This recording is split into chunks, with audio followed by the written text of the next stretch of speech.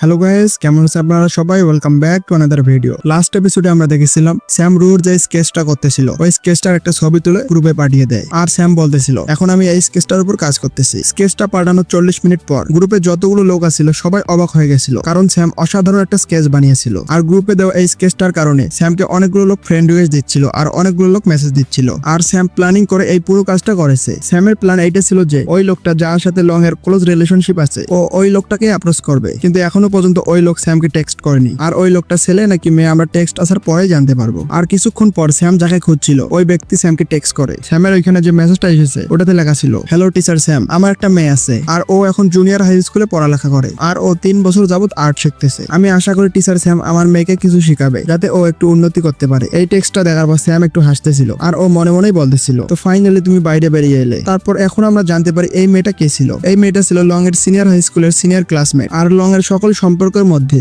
এর সাথে একটা স্পেশাল সম্পর্ক ছিল। আর এই স্পেশাল সম্পর্কের কারণ হচ্ছে লং আর ওই মহিলার একটা এলিজিমেট ডটার ছিল, মানে ওই বাচ্চা যার বাবা মা একজন আরেকজনকে বিয়ে করেনি। আর ওই মেয়েটার বয়স এখন ছিল 14 বছর। আর এই ব্যাপারে স্যাম জানতো। তারপর স্যাম ওই মহিলার সাথে আরো কিছু কথা বলে। তারপর ওই মহিলা স্যামকে ওর মেয়ের করা কিছু আর্ট দেখায়। স্যাম ওই আর্ট গুলো দেখার পর ওর মেয়ের তারিফ করে আর ও বলতেছিল আপনার মেয়ের মধ্যে তো ট্যালেন্ট আছে। এটা দেখার পর ওই মহিলা অনেক খুশি হয়ে গেছিল, কারণ উনি ভাবতেছিল একজন টপ লেভেলের এক্সপার্ট আমার মেয়ের ট্যালেন্টের কদর করেছে। আর ওই মহিলা শিওর হয়ে যায় যে ওর মেয়ের মধ্যে নিশ্চয়ই ট্যালেন্ট আছে। তারপর ওই মহিলা স্যামকে বলতেছিল, টিচার স্যাম, আমার এটা শুনে অনেক ভালো লাগলো যে আপনি আমার মেয়ের তারিফ করেছেন, তবে আপনি এখন কি কাজ করেন আর আপনি কি এখন সাংহাইয়ে থাকেন? স্যাম এটা শোনার পর কনফার্ম হয়ে যায় যে মাস টপ গিলেছে। আর এই কাজটা ও যতটা কঠিন ভেবেছিল তার থেকে অনেক সহজ ছিল। স্যাম ওই মহিলাকে বলতেছিল আপনি এই কথাটা কেন জিজ্ঞেস করলেন? ওই মহিলা যে রুমে বসেছিল ওই রুমে ওর মেয়েও ছিল যে এখন আর্ট প্র্যাকটিস করতেছিল। ওই মহিলা স্যামের এই টেক্সটের রিপ্লাইয়ে বলে, আমি এর আগে যতগুলো টিচার দেখেছি আপনি তার মধ্যে সবচেয়ে স্কিল্ড, আর এই জন্যই আমি আমার মেয়ের টিচার হিসেবে আপনাকে হায়ার করতে চাই। ওই মহিলা বলতেছিল আপনি শুধু আমার মেয়েকে পড়ান, টাকার ব্যাপারে কোনো টেনশন করা লাগবে না। এটা শোনার পর স্যাম বলতেছিল, ম্যাডাম আপনি সত্যি অনেক পোলাইট,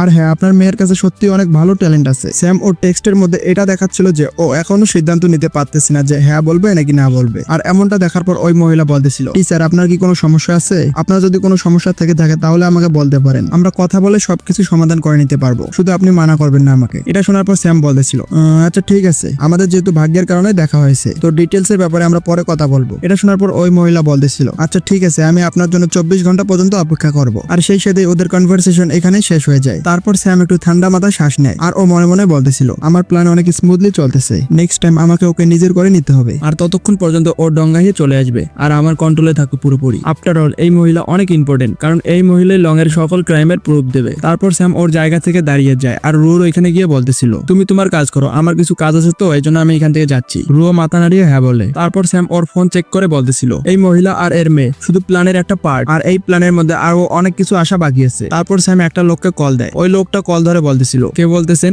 আর আমাকে কেন কল দিয়েছেন? তারপর স্যাম বলতেছিল আমি তোমাকেই খুঁজতেছি, একজন ডাবল এজেন্ট। তো লং যদি তোমার প্ল্যানের ব্যাপারে জেনে যায় তাহলে কি ভাবতেছো কি হবে, তোমাকে কিভাবে মারবে? এটা শোনার পর ওই লোকটা ভয় পেয়ে গেছিল আর ও স্যামকে বলতেছিল তুমি মিথ্যা কথা বলতেছো, আর তুমি কে বলতেছো? আমি তো কিছুই বুঝতে পারতেছি না যে তুমি কোন ব্যাপারে কথা বলতেছো। ওই লোকটাকে এতটা ভয় পেতে দেখে স্যাম ওকে বলতেছিল ও আচ্ছা তুমি এই জিনিসটা মানতেছো না তাই না, আচ্ছা ঠিক আছে আমি গিয়ে লিরু থেকে খুঁজতেছি। স্যামের এই ধমকি শুনে ওই লোকটা অনেক ভয় পেয়ে যায় আর ও স্যামকে বলতেছিল না প্লিজ এমনটা করবে না বন্ধু, আমরা একটু বসে কথা বললি। আর এটা শোনার পর স্যাম বলতেছিল আচ্ছা ঠিক আছে আমি যেমনটা বলতেছি তেমনটাই করো, আমরা দুইজন দুপুর 3টায় দেখা করবো আর আমি তোমাকে পরবর্তীতে অ্যাড্রেস সেন্ড করে দিব। এটা শোনার পর ওই লোকটা বলতেছিল আচ্ছা ঠিক আছে এমনটাই হবে। তারপর দুপুর 3টা বেজে যায় আর জিনফু গ্রুপের মিটিংও শুরু হয়ে যায়। ওইখানে সবাই উপস্থিত ছিল। তারপর ম্যাডাম সু বোর্ড অফ ডাইরেক্টরদের মিটিং শুরু করতে বলে। সবাই সবার চেয়ারে বসে পড়ে। তারপর ইং সবাইকে বলে আপনারা সবাই হয়তো এতক্ষণ পর্যন্ত জেনে গেছেন যে এমার্জেন্সি এই মিটিংটা কেন রাখা হয়েছে। আমাদের কোম্পানিতে ছোট একটা ম্যাটার হয়ে গেছে, কিন্তু এখন যেহেতু বোর্ড মিটিং শুরু হয়ে গেছে তাই সবাই নিজেদের সিদ্ধান্ত নির্ভয়ে দিতে পারেন। আর একটা কথা,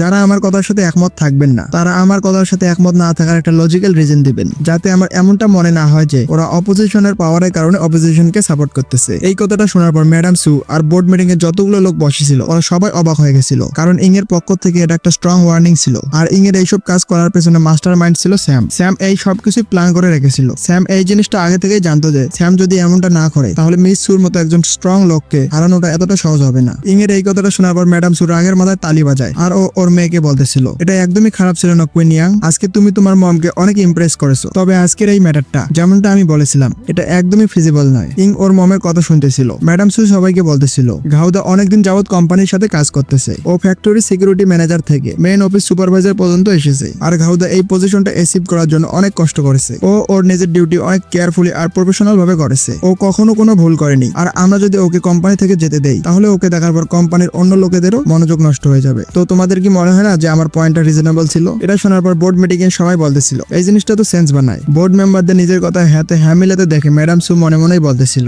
ইং এখনো পর্যন্ত কাউকে ভুল প্রমাণিত করতে পারেনি। আর বোর্ড অফ ডাইরেক্টররাও এখন আমার সাইডে চলে এসেছে। আর আমার মনে হয় সিচুয়েশনটা একটু কন্ট্রোলে চলে এসেছে। আচ্ছা ঠিক আছে, কন্টিনিউ করি। ম্যাডাম সু এইটা মনস্থির করার পর বলতেছিল ইং তুমি তো আজকে সকালে বলেছিলে ঘাউদে যাতে নিজেই রেজিগনেশন লেটার দেয় কোম্পানিতে, আর আমরা ওকে প্রাইভেটলি কম্পেনসেট করে দিব। কিন্তু ওর কাছে এই ডিলটা মানা করার জন্য পুরোপুরিভাবে অধিকার আছে। আর আমরা যদি ওকে ফোর্সফুলি কোম্পানি থেকে বের করে দেই তাহলে এই জিনিসটার কারণে কোম্পানি আর লেবারদের মধ্যে অনেক বড় একটা গোলযোগ সৃষ্টি হবে। আর তারপর এই জিনিসটা মিডিয়াদের নজরে চলে আসবে আর আমাদের প্রতিদ্বন্দ্বী রাইডার ভরপুর ফায়দা উঠাবে। আর সেই কারণে আমাদের কোম্পানির স্টক প্রাইস অনেক কমে যাবে। তো তোমার কি মনে হয় না আমি ঠিক বলতেছি? ম্যাডাম সুর কথা শোনার পর অনেকগুলো লোক কনভিন্স হয়ে যায়, কিন্তু ইং এর মধ্যে বলে এই ব্যাপারে তর্ক করে কোনো লাভ নেই, কারণ এমনটাই যদি চলতে থাকে তাহলে আমরা কোনো সিদ্ধান্তে পৌঁছাতে পারবো না। সোজাসুজি এই ব্যাপারে ভোট করি যে কে এটার পক্ষে আছে আর কে এটার পক্ষে নাই। তারপর ইং সবাইকে বলতেছিল যারা ওকে সাপোর্ট করেন তারা সবাই হাত উপরে তোলেন। এটা শোনার পর ম্যাডাম সু সবাইকে ধমকি দেয় আর উনি বলতেছিল তোমরা যদি এটা ট্রাই করতে চাও তাহলে আমি সবাইকে ধমকি দিচ্ছি। ম্যাডাম সুর এই ধমকিটা দেওয়ার পরেও অর্ধেকের বেশি বোর্ড মেম্বার হাত উপরে তুলতে শুরু করে। আর ওই বোর্ড মেম্বারদের মধ্যে একজন ছিল চ্যানলি, আর ও ম্যাডাম সুর কারণেই প্রমোশন পাইছে। ম্যাডাম সু চ্যানলিকে হাত উপরে তুলতে দেখে বলে চ্যানলি তুমি কি সত্যি আমার সাথে এমনটা করতে চাচ্ছ? তুমি এখন যেই পজিশনে আছো এটা আমার জন্যই আছো, আমার কারণেই তুমি এত দূরে আসতে পেরেছো, আর তুমি আমার সাথে এমনটা করতেছো। আমি আশা করি তুমি আমাকে এর একটা এক্সপ্লেনেশন দিবে। এটা শোনার পর ইং বলে মম আপনি কারো ভোটকে ইনফ্লুয়েন্স করতে পারেন না, আর আপনারা ভোটিং কন্টিনিউ করুন। ম্যাডাম সু নিজেকে হারতে দেখে অনেক চিন্তায় পড়ে গেছিল। আর বোর্ড অফ ডাইরেক্টরের কিছু মেম্বার নিজেদের মধ্যে কথা বলতেছিল যে কে ঠিক বলতেছে আর কে ভুল বলতেছে আর কাকে ভোট দেওয়া উচিত। আর তাছাড়াও স্যাম ইংকে আজকে সকালে এই ব্যাপারেও বুঝিয়েছিল। স্যাম আজকে সকালে ইংকে বলেছিল যে সবাইকে অ্যাক্টিভলি কথা বলার কোনো দরকার নেই। বোর্ড মেম্বারের মধ্যে এমন কিছু লোক থাকবে যে তোমার কথাবার্তা, তোমার অ্যাটিটিউড আর তোমার পাওয়ার দেখে তোমাকে জাজ করবে, আর তারপর যেই দিকে ভোট বেশি থাকবে ওরা ওই দিকেই যাবে আর তোমাকে সাপোর্ট করতে শুরু করবে। এর মানে তুমি তোমার অ্যাটিটিউড আর পাওয়ার দেখে ওদেরকে তোমার পক্ষে করে নিতে পারবে। আর এই জিনিসটা মনে করে ইং মনে মনেই বলতেছিল আমাকে আরো স্পোর্টফুল হতে হবে। আর তারপর ইং জোরে টেবিলের উপর হাত রাখে আর ও সবাইকে বলতেছিল আমাকে আর কে কে সাপোর্ট করবেন। আর তারপর ইং এর আঙ্কেল মানে ম্যাডাম সুর ব্রাদার আর ম্যাডাম সুর সবচেয়ে ট্রাস্টেড লোক উনিও হাত উপরে তোলে। এটা দেখার পর ম্যাডাম সু অনেক বড় একটা শক খায়। আর ম্যাডাম সু ওনাকে জিজ্ঞেস করতেছিল যে আপনি এমনটা কেন করলেন। তারপর উনি ম্যাডাম সুকে বলতেছিল সিস্টার ইন ল আপনি তো দেখতেই পাচ্ছেন কিং অনেক বড় হয়ে গেছে, আর আপনি তো এটা দেখতেই পাচ্ছেন যে ও কেমন হয়েছে। এটা শোনার পর ম্যাডাম সু রাগের মাথায় বলতেছিল ফালতু কথা বলা বন্ধ করো। আর তারপর উনি রেগে মেগে ইংকে বলতেছিল তোমার কাছে এখন শুধুমাত্র 9টা ভোট আছে যেটা মেজরিটি ভোট নয়, তো আমি এখনো এটা দেখতে চাই যে আমাদের মধ্যে আর কে প্রবলেম ক্রিয়েট করে নিজেদের ভোট দিয়ে। আর একটা জিনিস আপনাদেরকে ক্লিয়ার করে দেই, আপনারা হয়তো ভাবতে পারেন যে 9টা ভোট পাওয়ার পরেও ইং কেন জিতলো না, কারণ ইম্পর্টেন্ট কোনো কারণে বোর্ড মিটিং এ জয়ী হওয়ার জন্য মেজরিটি ভোটের প্রয়োজন হয়। আর মেজরিটি ভোট বলতে বোর্ড মিটিং এ যতগুলো লোক উপস্থিত আছে তার মধ্যে 3 ভাগের 2 ভাগ ভোট নিতে হবে। আর কোম্পানিতে যদি কোনো ছোটখাটো ইস্যু হয় ওই জায়গায় সিম্পল মেজরিটি ভোট হলেই হবে, মানে বেশি ভোট যেই দিকে হবে ওই দিকে জয়লাভ করবে। আর আজকের ইস্যুটা কোম্পানিতে ছোটখাটো একটা ইস্যু ছিল, আর এই ব্যাপারে যদি ইং জয়ী হতে চায় তাহলে ওকে শুধু অর্ধেক ভোট নিলেই হবে না, ওকে অর্ধেকের থেকে একটা বেশি ভোট নিতে হবে যাতে ওর পক্ষে বেশিরভাগ ভোট হয়ে যায়। নিজের মমের কথা শোনার পর ইং জোরে টেবিলের উপর হাত মারে। আর এটা দেখার পর বোর্ড অফ ডাইরেক্টরের সকল মেম্বাররা ওর দিকে দেখতেছিল। ইং স্যামের বলা সকালের কথাটা মনে করে। স্যাম ইংকে সকালে বলেছিল তোমার সাকসেসের চাবি বোর্ড অফ ডাইরেক্টরদের তোমার দিকে করে নয়, তোমার মমকে হারানোই হলো তোমার সাকসেসের চাবি, আর তোমার পরবর্তী স্টেপ হবে ফাইনাল স্টেপ যেটা তোমাকে তোমার বিজয়ের দিকে নিয়ে যাবে। স্যাম ইংকে যেমন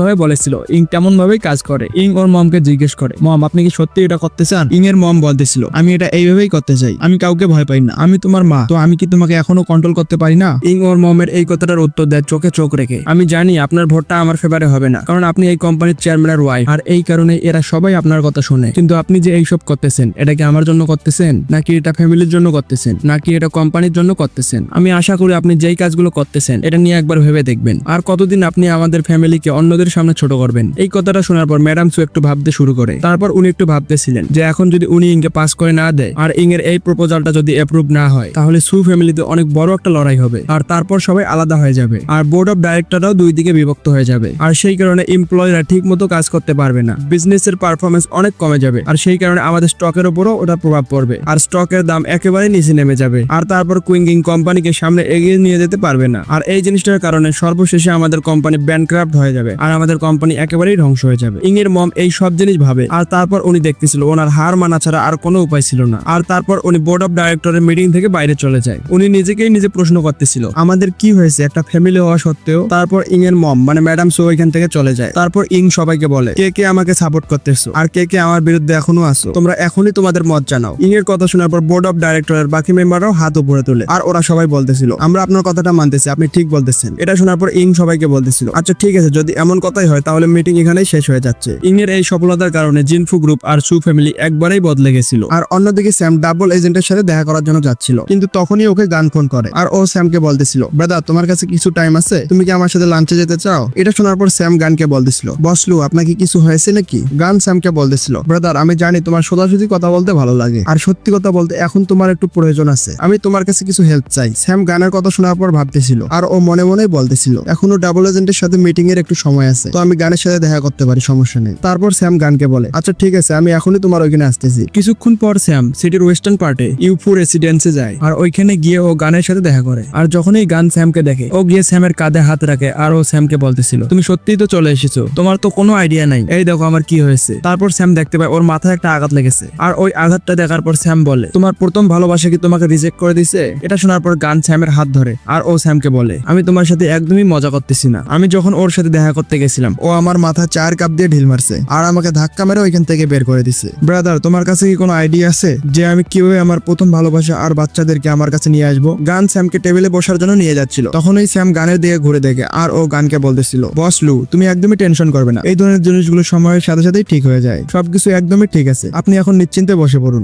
গান স্যামকে বলতেছিল তুমি তো সিচুয়েশনের ব্যাপারে জানো, ও আমার নিজের ছেলে, ও আমার রক্ত, আমি ওর সাথে দেখা করার জন্য একদমই অপেক্ষা করতে পারতেছি না। তারপর স্যাম আর গান টেবিলে বসে পড়ে আর স্যাম গানকে চা দিতে দিতেই বলতেছিল আচ্ছা ঠিক আছে আমাকে বলো তুমি কি করতে চাও? এটা শোনার পর গান ওকে বলতেছিল আমি ওর সাথে দেখা করতে গেছিলাম, আমি ওর জন্য একটা ফুলের বুকে, একটা ডায়মন্ড রিং আর একটা নেকলেস নিয়ে গেছিলাম, আর তাছাড়াও আমি আমার ছেলের জন্য একটা ফেরারি কিনে নিয়ে গেছিলাম, তারপরেও ও আমাকে রিজেক্ট করে দিছে। এটা শোনার পর স্যাম ওকে বলতেছিল বসলু আপনি আপনার প্রথম ভালোবাসাকে এমন ইমপ্রেশন দিচ্ছেন যে আপনি টাকা দিয়ে ওকে কিনতে চাচ্ছেন। আপনার প্রথম ভালোবাসাকে যখন আপনি ছেড়ে চলে গেছিলেন তখন উনি এমন এমন খারাপ সিচুয়েশনকে হ্যান্ডেল করেছে যেটাকে বলে বোঝানো সম্ভব না, তো টাকার জন্য আপনার সাথে আগের মতো ভালো ব্যবহার করা এটা তো একেবারে অসম্ভব, আর আপনি ওনাকে টাকা দিয়ে ওনাকে আরো অসম্মান করতেছেন। তারপর আমাদেরকে দেখানো হয় যখন মিস্টার গান ওনার প্রথম ভালোবাসার সাথে দেখা করতে গেছিল উনি কিভাবে ওনাকে ভেতরে ঢুকতে দেয়নি, আর উনি গানকে এটাও ধমকি দেয় যে উনি যদি বারবার এখানে আসে তাহলে ওরা বাইরে কোথাও চলে যাবে আর তারপর ওদের দেখা একেবারেই পাবে না। গান স্যামের কথাটা ভেবে দেখে আর ও স্যামকে বলতেছিল তুমি একদম ঠিক কথাই বলতেছো। তারপর গান স্যামকে বলতেছিল ও আচ্ছা তাহলে ব্যাপারটা এইরকম,